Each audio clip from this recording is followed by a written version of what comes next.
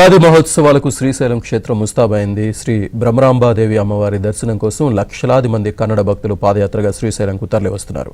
ఉగాది ఉత్సవాలను పురస్కరించుకుని శ్రీశైలంలో 5 రోజుల పాటు అమ్మవారికి ప్రత్యేక పూజలు నిర్వహిస్తారు. ఉగాది సందర్భంగా 10 లక్షల మంది భక్తులు శ్రీశైలం చేరుకునే అవకాశం ఉందని ఆలయ అధికారులు అంచనా వేశారు.